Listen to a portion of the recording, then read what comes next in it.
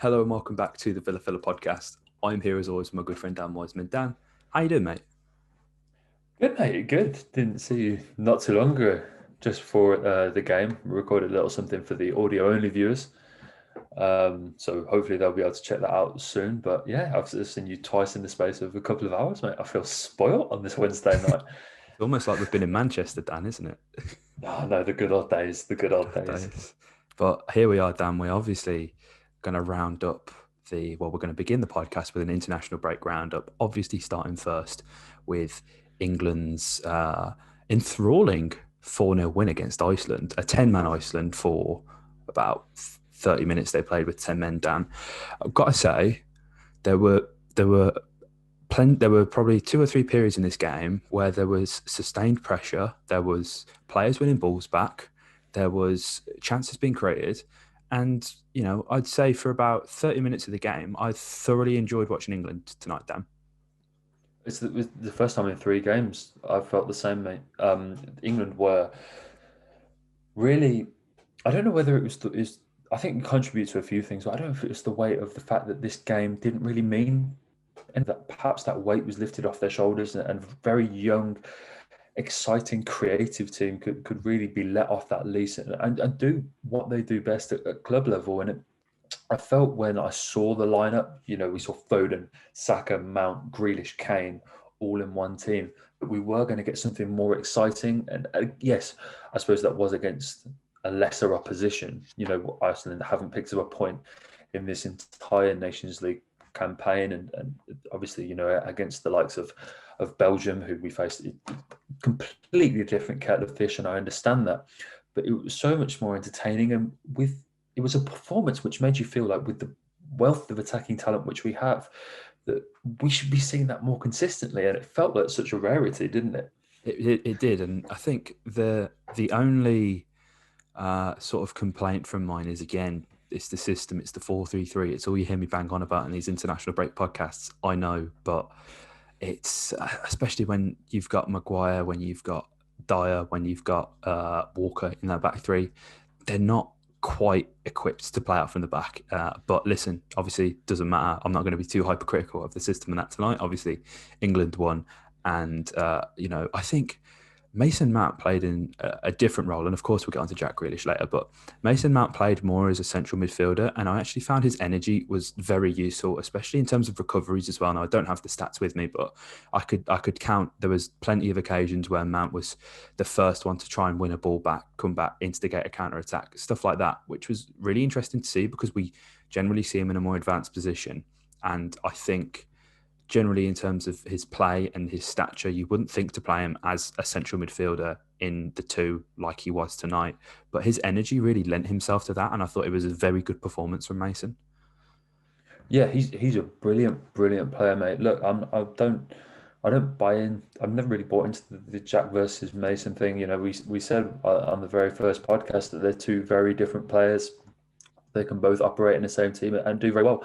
I think Southgate clearly likes them both. They've both started all three of England's games, and that's this creates a separate issue, I suppose, especially in the current climate. But Mason was played really well, and I thought on the whole he's had a really exciting international break all over. Really, I think it's been quite promising on the whole for Mason Mount.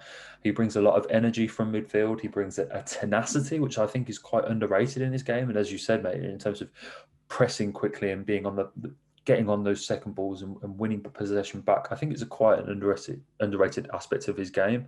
And then obviously he brings all the creative flair and the ability to take a man on, which was the problem I had with the midfield in the Belgium game of Henderson and Rice, whereby they didn't have that ability to take a man on, Yeah.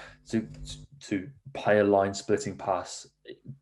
Mount brings that ability, which they don't have, and I think we really benefited from that tonight. I thought Declan Rice had a good game too. I'm not going to criticise him. I just didn't think he was perhaps put into the best system or paired with the right partner in that pivot.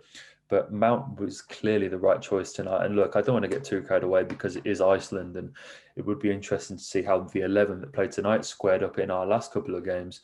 But no, Mason Mount can really hold his head held high, and so can Phil Foden.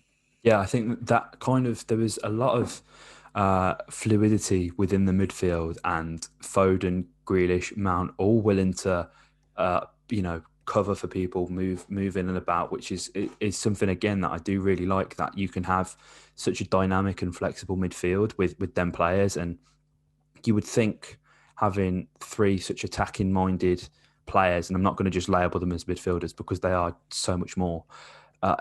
It would be incredibly difficult to fit them in a team with a striker, with how we play as well. But it seemed to lend itself really well. And again, that is probably because it was against Iceland. But you see in the build up for the second goal, there's just some really nice interplay between Mount, between Grealish, between Foden, and they're happy to all move about here, there, and everywhere.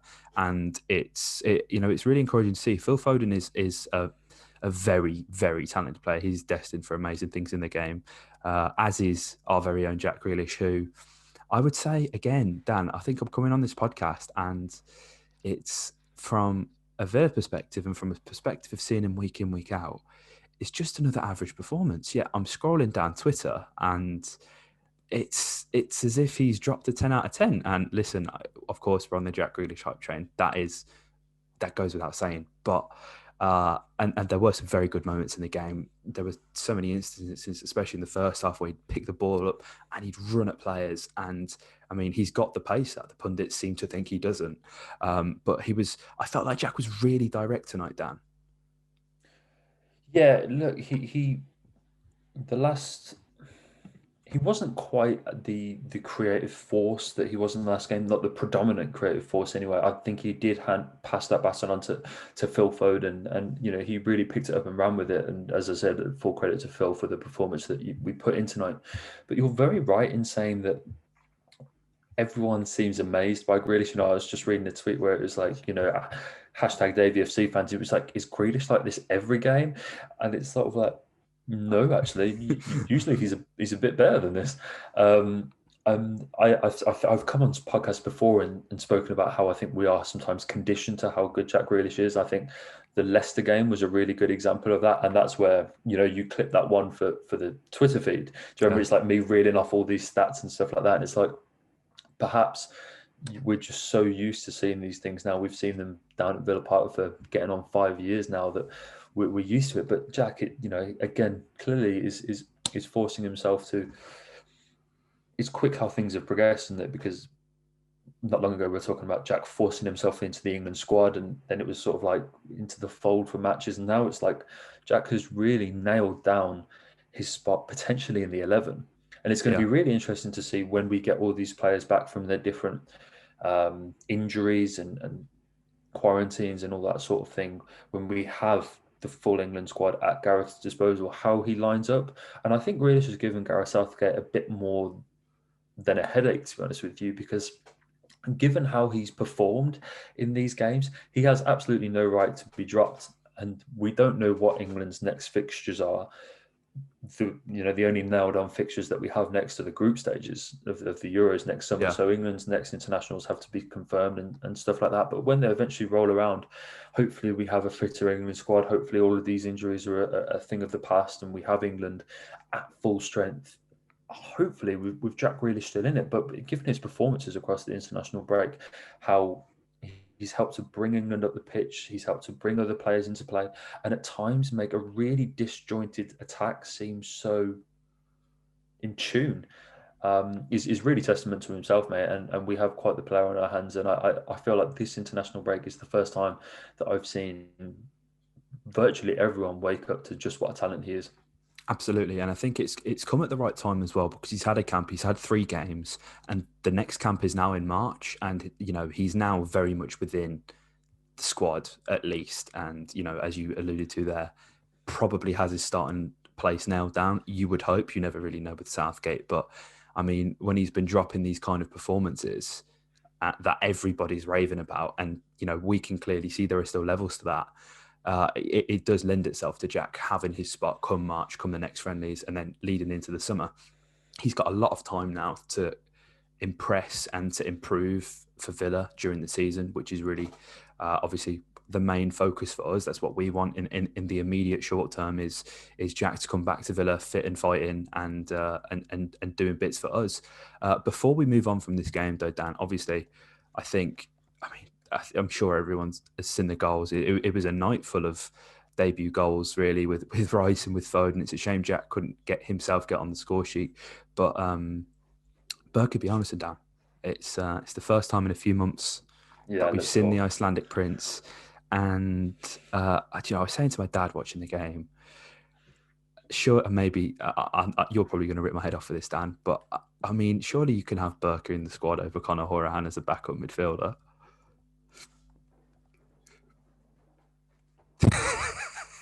For those of you who are listening, Dan has left the room. Dan has gone. It was so good to see him out on that pitch tonight, and I've really, really missed him.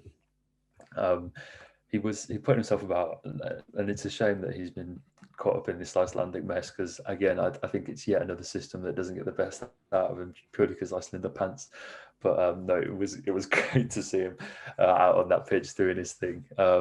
And yeah, it's been too long, mate. It's been too long. The thing is, I can't even watch him in Serie A anymore because he's in Serie B. Yeah. And it's hard enough getting to watch Serie A games in this country, let alone second division Italian football. So it was nice to see him. And it's good to see that his ripe age of about 32, 33 Yeah, now? 32. After spells in Qatar and Qatar, was it Qatar? Yeah, it was like El Arabi, I think he joined. That he's still able to get in that forward. And look, I don't know how much of a bank of competition they have down in that centre mid spot in the Icelandic national team, but it's good to see that our king is still reigning supreme. Absolutely, man. Shout out to Birkir. Well, do you know what? Saying that, I don't think Gylfi Sigurdsson played, or if he did, I certainly didn't notice him. Obviously, he's not playing too frequently at Everton, is he? So maybe it's a case of if you play, he started their first game. I don't know what happened with Gylfi, whether it was a problem in their last game, but no, he didn't start tonight. No. He wasn't on the bench either from what I can remember. So I don't actually know what happened to Gylfi. Excuse my poor research there. But yeah, I mean, even by Iceland, even by Iceland standards, it's interesting to see that they finally got rid of that goalkeeper. Yeah, you know the one about that has played for Iceland since probably the Ice Age, actually. And so they finally managed to get a new keeper in between the six. So shout out to the Icelandic national team. I like their new crest too. I don't know if you saw it. The kit's smart, man. The KSI. Yeah, so they've got themselves a new crest. It's looking good. I mean, I don't think they'll hit the lofty heights of the quarterfinals of the Euros again, but they'll hopefully they'll be in a more competitive. They've obviously been relegated from this Nations League group into the Group B, so hopefully they get a more competitive group next time around and can enjoy. Because if you are Icelandic, that group is a tough ask. It really is. They mustn't have enjoyed that. But listen, Dan, before we do get on to the Brighton preview for the podcast, it would be rude of us not to look at how our other international villains have got on now. First of all, I think we'll start with the one that I am probably the best versed in because I stayed up and watched the game. Douglas Luiz, man, he bossed it for Brazil the other night against Uruguay.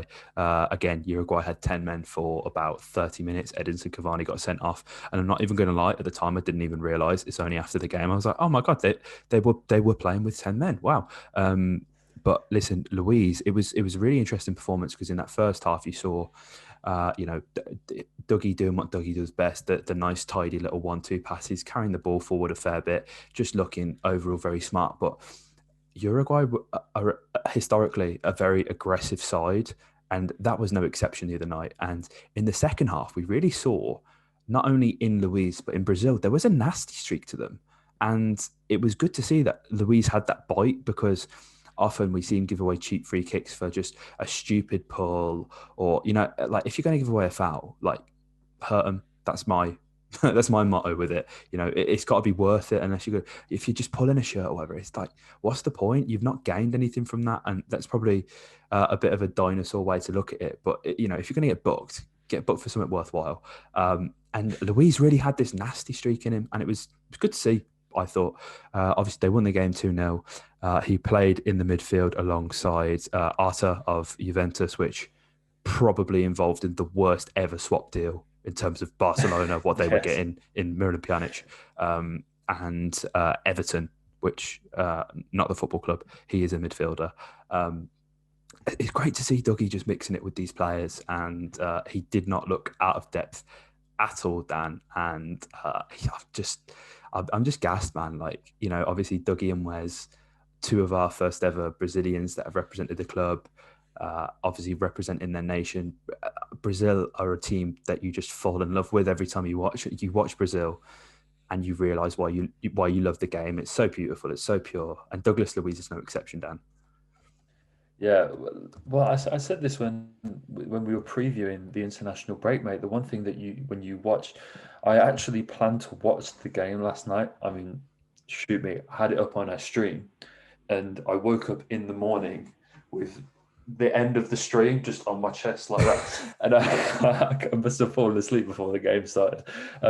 But no, I've gone back and I've watched some highlights, and yeah, like Dougie, he looks so comfortable when he's away with the Seleção. That's what impresses me most. Is it's not like he's sort of this small fish in a big pond and he's surrounded by all these superstars and sort of is playing a bit part role to make up the numbers. Like he is holding down the base of that midfield. Where when you've got such a free flowing attacking side like Brazil is a big responsibility to anchor all that. When you've got Everton, I think last night it was Everton to his left, who is not the Everton from Grêmio that's just gone to Benfica. That's Everton Ribeiro from Atletico Mineiro, I think. Yeah, it's down in Brazil. From one of the older guys in the squad. Yeah, so he's got Everton Ribeiro to his left and then Arthur to his right, who are two very much forward-thinking midfielders. And then you've got the front three of Richarlison, Firmino and Jesus. To anchor that, you've got the wing backs on either side, like Lodi and Danilo, that love to get forward and to sit at the base of that six and be the metronome and keep that side ticking over. It's such a big responsibility. And wow, he did it so well. And he has done for a long time. This isn't like yesterday in the Uruguay. He finally settled into things. Like Brazil have been 100% in their qualifying campaign, 4 wins from 4.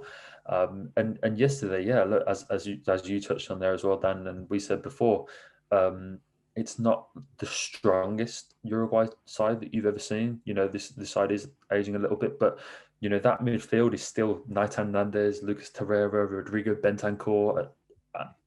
And so for Dougie to come up in that midfield battle with such a forward-thinking Brazil lineup and stand out like he did is testament to what a talent we've got on our hands. What a buy at 15 million he has been.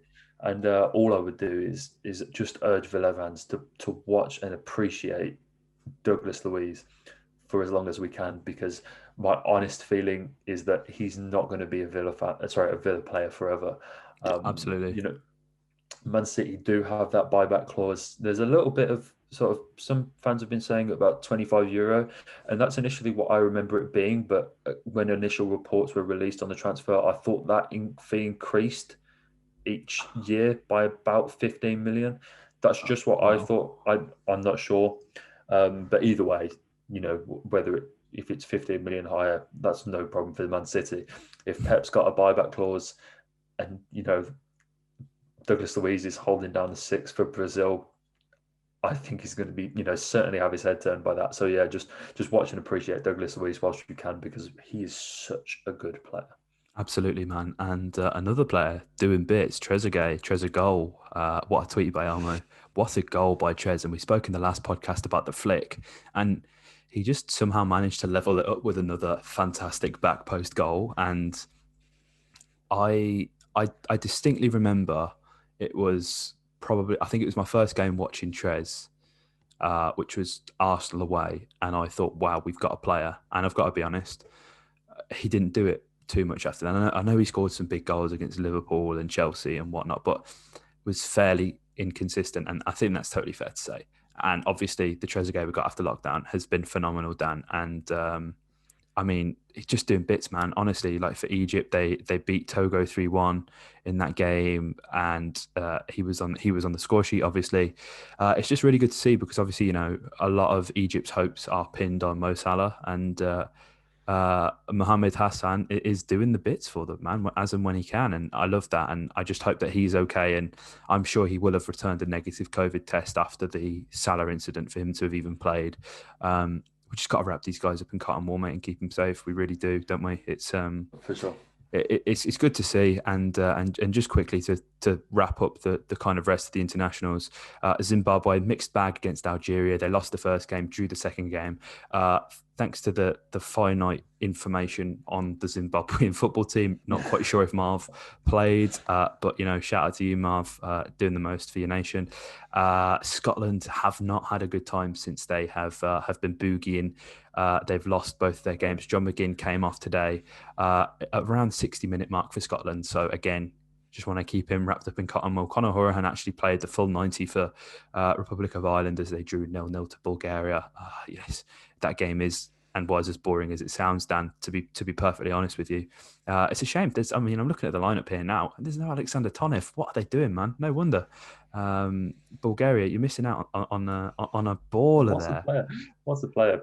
Silly Honestly, Petrov's recommendation. I'm hearing. I think that's the one thing he'll never be forgiven for.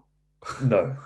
Other positive that we can take from the AFCON is that Bertie was out on the pitch for Burkina Faso. Of course. Yeah.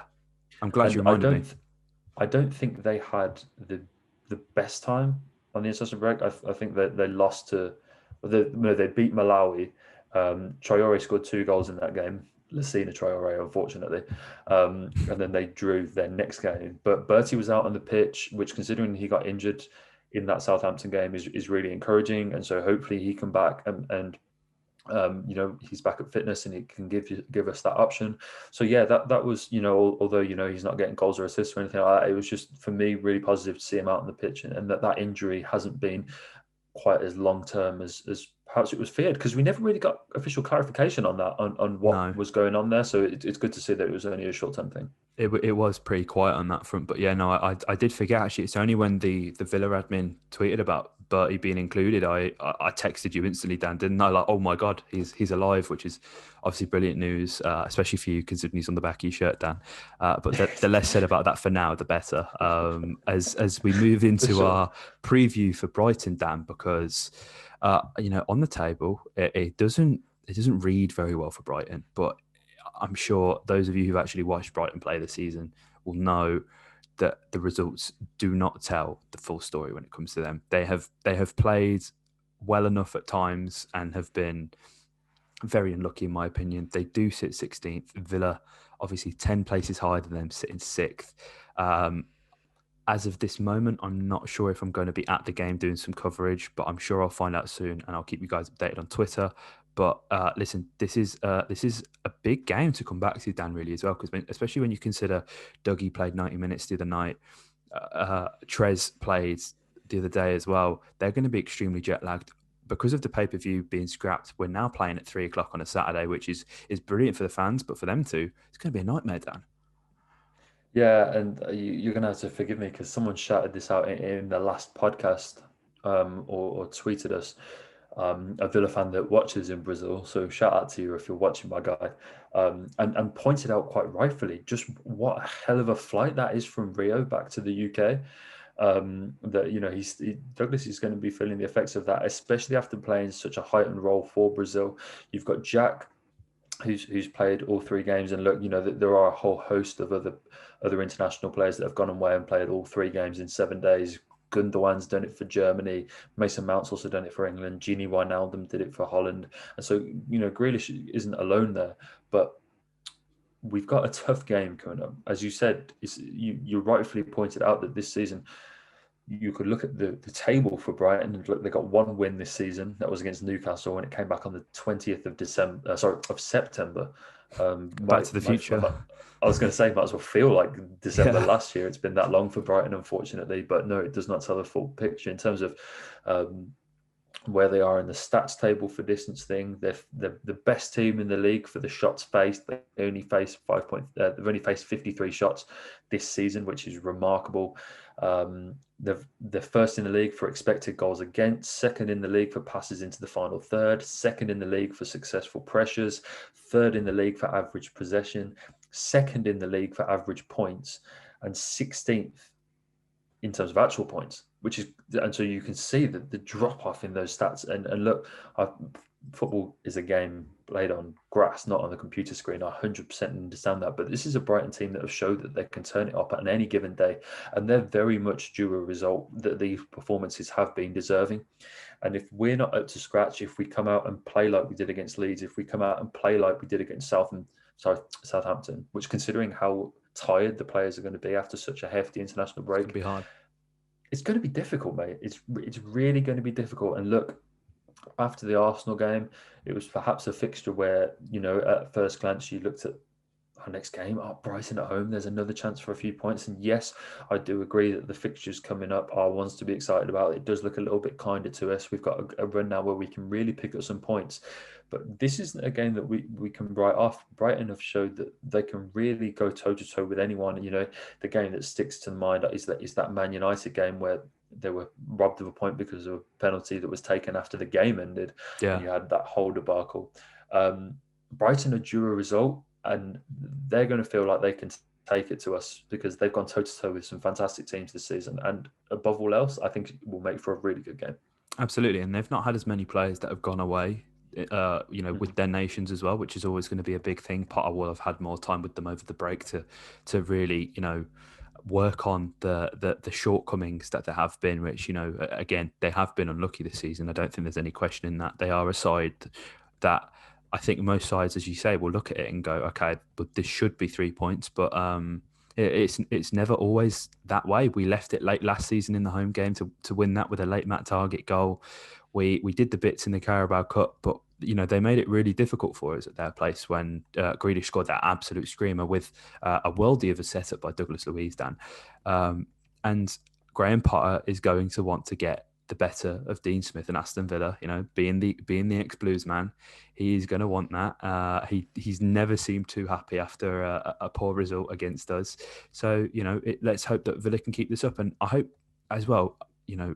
As you kind of alluded to there, Dan, as well, when you look at some of the games that we've lost this season, obviously Southampton, obviously Leeds, Stoke even as well, if you're going to include that in the Carabao Cup, they're games we did just expect to walk. And it's the games where we thought, well, actually, this is going to be very difficult, that we've actually done, we've done ourselves a justice, I guess, in terms of performance and results. So let's hope that we can, build on from this because, as I say, we sit sixth. And it's crazy because the top six is made up of us, Leicester, Southampton, Liverpool, Tottenham, Chelsea. If you look down to 10th and 11th, you've got Manchester City, you've got Arsenal, Manchester United all the way down in 14th, even Leeds in 15th. That surprises me, especially because of how good Leeds fans say they are. I'm really surprised that they're that low. I'm sure that will change, but I mean, here we are. And Villa, it's really important that we get this done. And before we wrap this up, I'm going to ask you, as I always do, Dan, for a score prediction. How are you feeling on this, Dan? Because I think quietly optimistic is fair from what I'm perceiving from you and what I'm feeling myself. What's your score prediction? Well, to be honest with you, mate, I think, as you say, it's going to be difficult. You've sort of got, and it's interesting that you pointed out where Leeds are in the league, because you've got that mini league that's sort of forming behind them, whereby you've got Leeds on 10 points. And then immediately after that, you've got a 4-point drop to 16th, where you've got Brighton, Fulham, West Brom, Burnley, Sheffield United, and those sides that are going to really struggle. So Brighton are going to want to remove themselves from that mix pretty quickly. You don't want to get sucked into that. I think we'll know in the first 10 minutes. That's me being genuine. I think you can tell from the first 10 minutes of a game what Villa you're going to get. If we come out like we did against Arsenal, we'll know how lightly we've not taken that game. And so I hope that after the way that we started against Leeds, the way that we started against Southampton, we don't get a repeat of that. And I hope that we've learned our lessons. And so with that in mind, I think Villa are going to edge it. I don't think it will be a runaway by any means. I'm going to go 2-1. Yeah, I'd have to agree with you on that. I think it will be close. I think Brighton are going to cause us a lot of problems. We know that the pace that they have in the likes of Tariq Lamptey, Leo Trossard is a really good player on the other side. And so Brighton have got threats of their own. Neil Maupay likes scoring a goal against the Villa. We all know that. So let's not write Brighton off, Villa fans. I hope the players don't either. Yeah, 2-1's going to be my call, mate. I think that's a more than realistic shout. I just hope that we can get the job done. And I think as well, I hate to harp on about COVID and the new normal and stuff like that, but like generally, I think having no fans is a real leveler, because you just got to look at, as I say, the last game at Villa Park. Literally, Matt Target scoring within the last second. I think the fans genuinely played a really big part in that. So listen, let's hope Villa can get the business done, Dan. And for you guys who are listening and watching, I'd just like to say a massive thank you again for all your continued support. If you haven't checked it out already, please do check out the video that will be linked at the end of this about Luke Nilis. Dan and I put a lot of time and effort into that. It's been in the making for a while. So to all of you guys who've already seen that and loved it, we really do appreciate that. If you haven't seen it, I'm sure you will like it, so please do go check that out. Comment your thoughts below on how you thought Grealish played for England, because again, I think we just thought it was average, and that's no slander. That there's levels to Jack's game, there really is, and we'd love to hear what you have to say on that, and give us your score predictions below in the comments. And if you haven't, subscribe. Why not? It's free, and you'd really help the channel out by doing so. So yeah, as I say, like, comment, subscribe, and up the Villa. Just as essential to fulfilling this got potential. It's the main man, a hero. He's the main leader of the gang. Chester. Chester. Chester. He's the main leader of the gang now. Chester.